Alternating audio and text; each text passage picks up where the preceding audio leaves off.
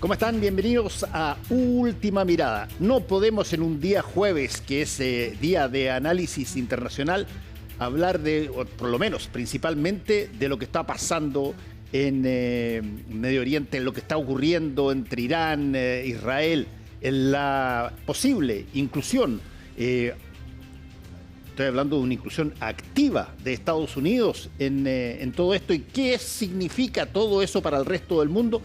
Vamos a conversar con Raúl Sor de eso. ¿Cómo estás, Raúl? Hola, Fernando.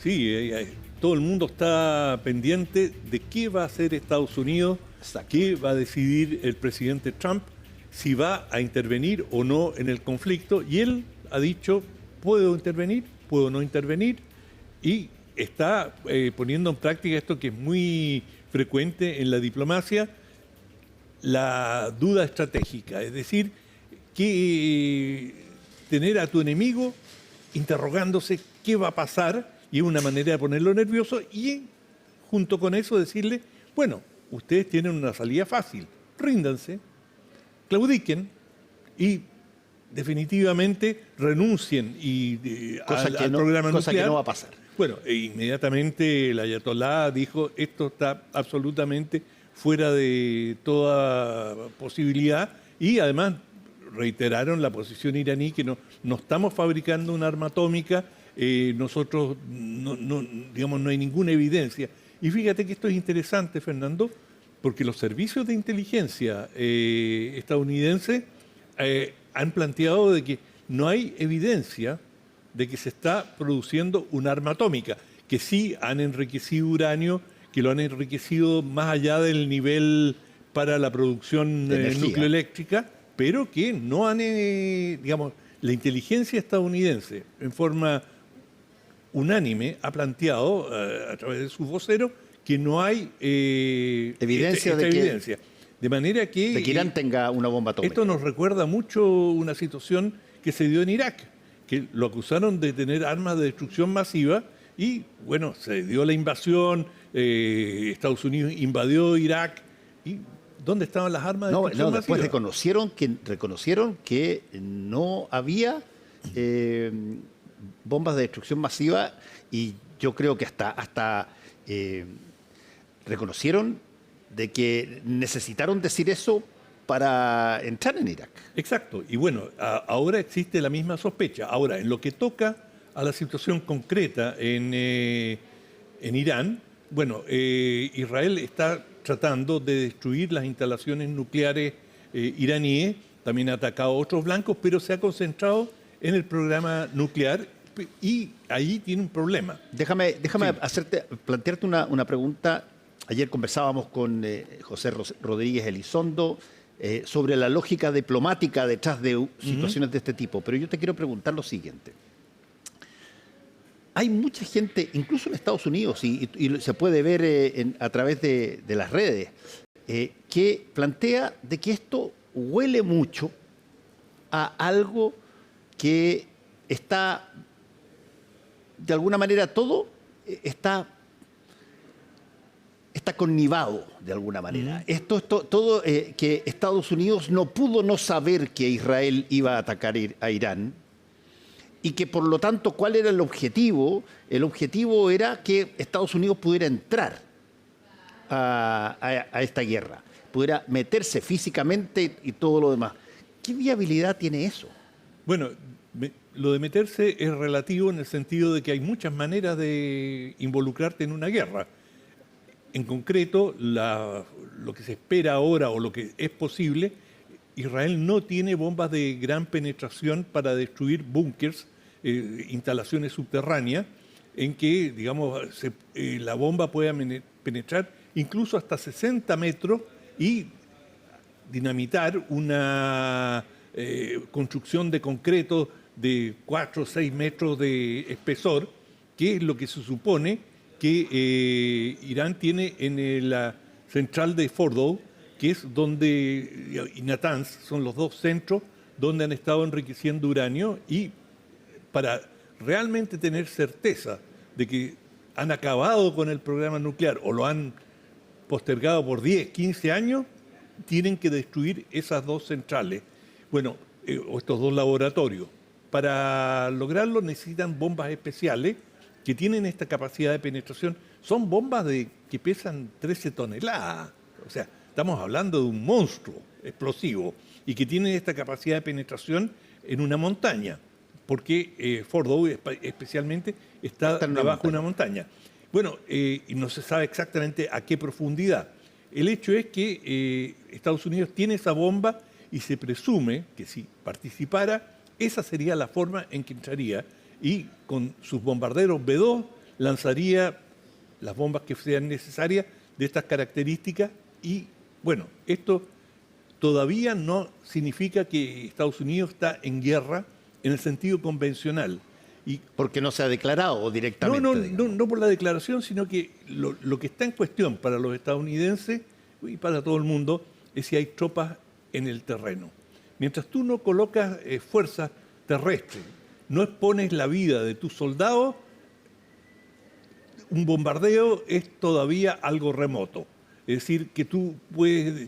hice el bombardeo, le hice el trabajo a Israel, destruí las centrales y me retiro. Pero tú te das cuenta, Raúl, que esa lógica es kafkiana, es absolutamente ridícula. Lo es, además, desde el punto de vista militar, y te explico por qué. Bueno, o sea, que tú puedas matar a distancia con bombas a miles de personas, ¿no significa que estamos en guerra? Porque no hay tropas en el lugar. Bueno, digamos, da lo mismo si estás en guerra o no, lo que importa es si pones en peligro a tus tropas o no. Y eso es lo que le preocupa a la mayoría de los estadounidenses, es si vas a poner en riesgo a tus soldados. Si no, bueno, esto es parte de lograr un mundo más seguro, sin armas atómicas por parte de un régimen, como lo perciben en Estados Unidos, absolutamente impredecible. Y sobre eso, un paréntesis, el régimen iraní uno puede tener muchas críticas, es un régimen despótico, es un régimen que ha violado los derechos humanos, los derechos de las mujeres, en fin, ha cometido una serie de tropelías, de eso no hay ninguna duda, y es una dictadura de tomo y lomo, pero son cautos. Y los iraníes han sido siempre muy medidos, saben cuál es su fuerza y saben la fuerza de su enemigo, y en general no han pecado de aventurerismo. De manera que sospechar de que Irán es una bala loca que está por allí, no es el caso. O sea, no cabría... Uno puede discrepar totalmente con la postura del gobierno, obvio, pero no son aventureros. Sí, o sea, tú dices, la chiva que usó Estados Unidos para entrar a golpear en la guerra de Irak no podría darse con el caso de Irán. No. Porque nadie creería de que tienen bombas de destrucción masiva. Podrían tener bombas de destrucción masiva en Irán. Yo creo que, digamos, por todo lo que sabemos, e incluso por la Agencia de Energía Atómica de Naciones Unidas, Irán no tiene un arma atómica y lo que es más importante, aunque tuviera la tecnología, es si tiene la voluntad de construirla o no. No hay ninguna evidencia real, concreta. Israel dice que sí, que están a semana y que era absolutamente imprescindible atacar a Irán. No hay evidencia de que eso sea el caso. De hecho, Netanyahu viene diciendo desde hace años, dice, no, pero esto ya es inminente. Bueno, si era inminente, ¿por qué no ocurrió? Han pasado años y de pronto te dicen, no, era semana, no teníamos más alternativas que atacar. Convengamos en todo caso que la construcción de un arma que sea inminente es distinto a si es que es inminente usarla. Exacto, ese es el punto, exactamente. Porque puede que tengan uranio enriquecido, significa que van en el camino de lo nuclear. Pero déjame decirte una cosa más. Es cierto que Estados Unidos puede bombardear y utilizar estas bombas para destruir Fordow o Natanz, que son los centros de investigación principales y de enriquecimiento de uranio. Pero el tema de fondo es que Irán puede responder en la región. No necesita enfrentarse con Estados Unidos digamos, con su fuerza aérea, porque no tiene la capacidad para hacerlo. Pero hay 40.000 soldados estadounidenses repartidos en la región. Tienen una presencia muy importante en Irak. E Irán sí puede penetrar en Irak y podría atacar bases estadounidenses. Por lo tanto, Estados Unidos, aunque está a salvo de toda represalia en el aire, en tierra, es otro cuento. Fíjate que yo he estado siguiendo una serie de expertos norteamericanos, estadounidenses, sobre esto, y he visto algunos que dicen, mira, de todos los países con los que tú te puedes meter, con el que yo recomendaría que no te metas a una guerra es con Irán. ¿Cierto? Y claro, Irán para la gente que no son árabes, son persas. Ellos vienen del gran imperio persa. Del gran imperio persa, y de ahí se derivan Darío. y han, claro, ya han tenido una presencia cada vez que se han metido extraordinariamente fuerte. O sea, cuesta mucho subyugar o reducir a Irán. Bueno, lo vimos en la guerra más larga del siglo XX, fue la guerra Irán-Irak. Sí. 8 años de guerra en que los iraníes tuvieron cientos de miles de víctimas y siguieron y ya estaban a punto de invertir el orden. Irak los atacó y tuvo éxitos al comienzo de la guerra. Lentamente Irán, a costa de mucha sangre y mucho sacrificio, logró revertir la situación en el campo de batalla, y cuando ya se aprestaban a, digamos, invadir o recuperar, digamos, pasar a territorio iraquí, bueno, Occidente se movilizó con todo y le impuso la paz a Irán, digamos, tuvo que cesar las hostilidades. Pero lo que vimos allí, la capacidad de sostener una guerra durante 8 años con oleadas de individuos atacando la Guardia Revolucionaria, es decir, tienen un nivel de devoción que solamente tienen los fanáticos religiosos. Y en este caso es, digamos, el chiismo, que es una, digamos, una variante del Islam que es particularmente absorbente o compromete de una manera muy profunda a quienes lo practican. Bueno, digamos, la palabra del ayatolá, que es la autoridad máxima del chiismo, el ayatolá Jamenei sigue planteando que van a ir hasta las últimas consecuencias. Bueno, ahí hay un punto, Raúl, porque no hay que olvidarse que cuando estuvo en guerra, tú mencionaste Irak, cuando estuvo en guerra con Saddam Hussein y toda la cosa acá, bueno, el objetivo era reducir a los que se llamaban los talibán. ¿Qué gobierna Irak hoy día? Bueno, no, bueno, Irak los talibán. Bueno, los chiitas. Los chiitas, sí, claro. Los chiitas. Sí, los talibanes, digamos, su presencia en Afganistán. En Afganistán, perdón, me equivoqué. Sí. Estaba hablando de Afganistán. En Afganistán la excusa era hay que sacar a los talibán. ¿Y quién está gobernando? ¿Quién está gobernando? Los talibán. Los talibán. Sí, había que reducir a Irak, y en Irak siguen los chiitas. Sí.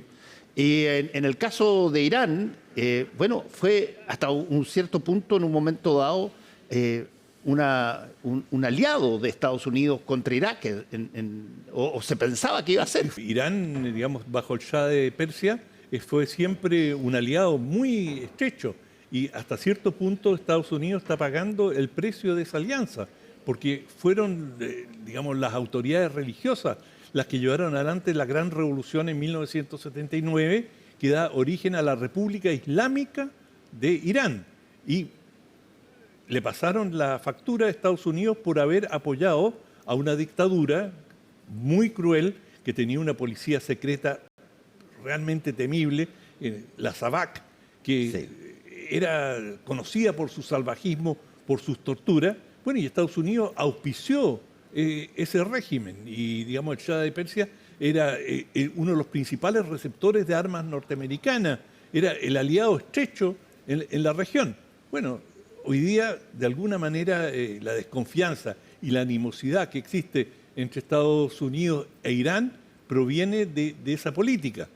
De manera que una intervención estadounidense, ya sea en la forma de un bombardeo, mi temor sería que Irán responda a través de, en otros países.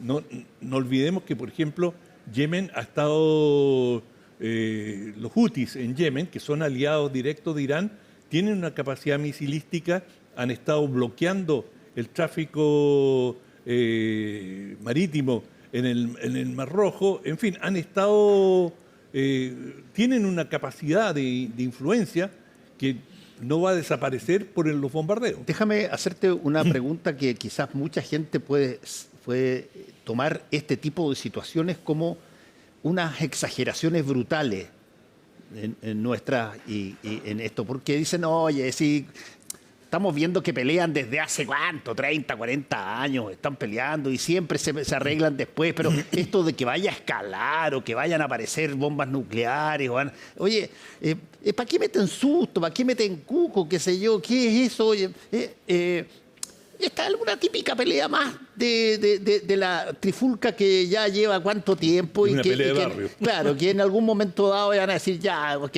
nos separamos un rato hasta que vuelvan de nuevo a pelear y no pasa nada, que tenemos que estar nosotros preocupándonos acá. ¿Cómo se miran las proyecciones de este tipo de situaciones, particularmente esto, cuando tienes como ingredientes a un superpoder como Estados Unidos, tienes como ingrediente a Israel, tienes a Irán, tienes probablemente, no sabemos exactamente lo que van a hacer en caso que escale más allá, que vaya a ser la Rusia o China, en fin.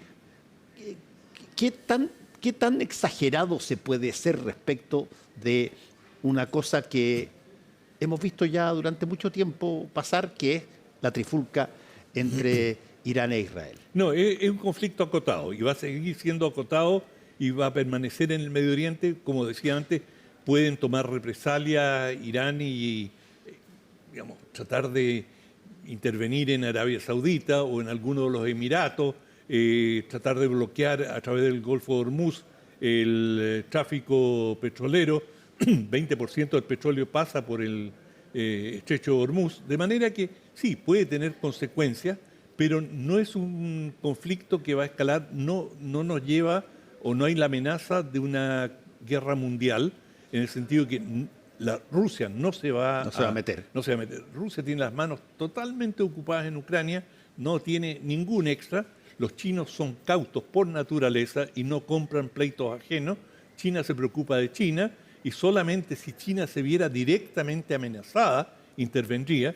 De manera que los grandes protagonistas posibles están fuera de escena, tienen posiciones, apoyan, pero lo hacen a la distancia, de manera que esto va a seguir siendo un conflicto local. Cuando digo conflicto local, por supuesto que tiene consecuencias mundiales, y una que les preocupa a todo el mundo, el precio de la benzina, el petróleo, porque por supuesto, si llegan a cerrar el estrecho de Hormuz, bueno, el precio del petróleo se nos va a 80, 100 dólares el barril, y por supuesto eso repercute en el bolsillo de absolutamente todo, pero todavía estamos a distancia de eso y esa creo yo sería la consecuencia más grave a nivel internacional, pero que esto, digamos, en estos momentos no se ve la posibilidad o por dónde esto podría escalar a un conflicto mundial, porque los que pueden desarrollarlo no están ahí. Sí, yo te encuentro razón. Creo que lo que hay que mirar es a ver cosas que son simbólicas, si tú quieres. Por ejemplo, si Estados Unidos entra físicamente a la guerra. Depende cómo entre. Depende cómo entre, pero si entra, si eso le permite a Trump, o sea, que a distraer todo lo que está pasando al interior de Estados Unidos hoy día, cuando está con un rechazo hasta del Partido Republicano muy fuerte, pero si es que hubiera un movimiento distinto de Estados Unidos respecto de lo que hasta ahora ha hecho, ¿cómo se nota eso? Bueno, digamos, Estados Unidos, el cálculo que tiene que hacer Trump es si él interviene en este conflicto y logra destruir la capacidad nuclear y que de alguna manera Irán venga a una mesa de negociación y diga, está bien, renunciamos a la posibilidad de tener un arma nuclear, lo hacemos explícito, vamos a establecer un sistema de vigilancia en el terreno de todas nuestras iniciativas nucleares. En el fondo, esa bandera blanca, ellos dirían, nosotros nunca quisimos tener una bomba atómica, que es lo que han venido repitiendo, de manera que tampoco ha pasado tanto. Bueno, en ese caso, Trump se cubre de gloria, se golpea el pecho y dicen, ven, yo se los dije, cuando paz a través de la fuerza, peace through strength, que es su slogan, ¿no es cierto? Bueno, usamos el poder, pero no comprometimos a Estados Unidos, no hay tropas norteamericanas, y eso sería lo ideal. Yo creo que eso es lo que están estudiando, si es posible o no, y la opinión pública está dividida, y más importante que la opinión pública en general en Estados Unidos es MAGA, Make America Great Again, que es el gran movimiento que ha respaldado a Trump y que lo ha hecho con una posición de nacionalismo, diciendo no nos vamos a involucrar en estas guerras interminables, forever wars, como dicen en Estados Unidos, es decir, guerras que entran y son años eternas, y años y años hasta que puede salir de ella y no siempre con olor a rosa, de manera que vamos a tener que seguir mirando muy atentamente. Pero eso es la disyuntiva para Trump. Ahora, si es un golpe quirúrgico, rápido y resulta, todo es gloria. Si no, y eso, yo creo que eso es lo que Estados Unidos y Trump en particular está evaluando. Vamos al libro. Al libro. Bueno, un libro de una querida colega, María Olivia Monkeberg, muy conocida. La MOM, como le dicen en el ámbito periodístico, profesora de periodismo. Sí, de la Universidad de Chile. Sí. Sí, de la Universidad de Chile, una gran periodista con una enorme trayectoria. Y en este libro se llama En el nombre de Cristo, el poder evangélico en Chile.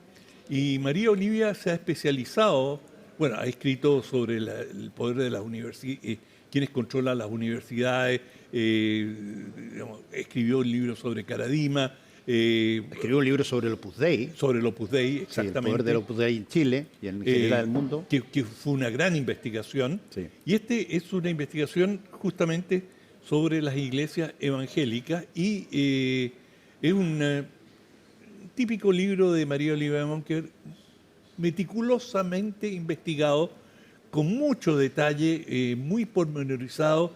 Ella debe tener archivos increíbles porque está todo súper documentado, es de una minuciosidad realmente admirable, y son 400 páginas en las que describe cómo la historia de cómo las iglesias evangélicas han ido ganando terreno y se han convertido en una fuerza también política, sí, y muy importante, de una relevancia realmente significativa. Y bueno, sabemos que eso no solamente es el caso en Chile, sino que en Centroamérica, en Brasil, particularmente importante.